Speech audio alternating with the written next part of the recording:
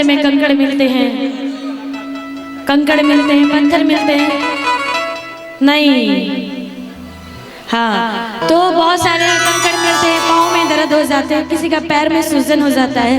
आइए एक बड़ा ही प्यारा भजन कहना है क्या हो फूलल बा बहुआ पड़ल बा छाला, अरे करे लगा है तुले, अरे करे लगा है तुले भोला, अरे बाबा हो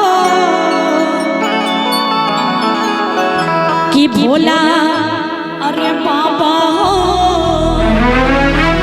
अरे जल्दी खोला मंदिरवा के गेट।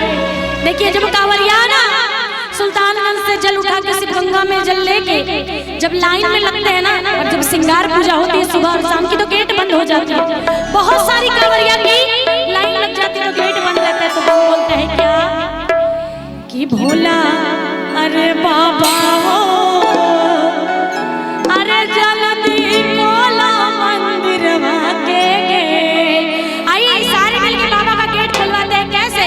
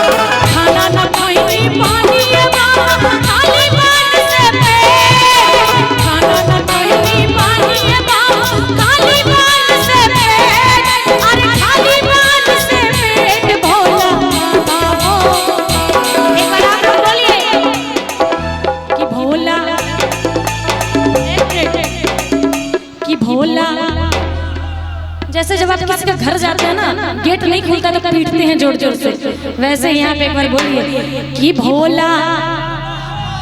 कैसे लड़ने टाइम चिल्लाते हैं, जैसे पापा से जिद करते हैं हमको सामान चाहिए, तो वैसे ही पापा को बोलना है कि गेट खोलिए बाबा हम लोग आ चुके हैं, तो बोलिए कि भोला।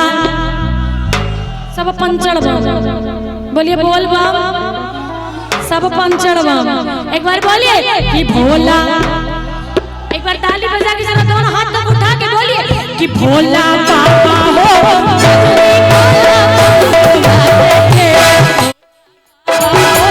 जल्दी खोला मंदिरवा के गेट।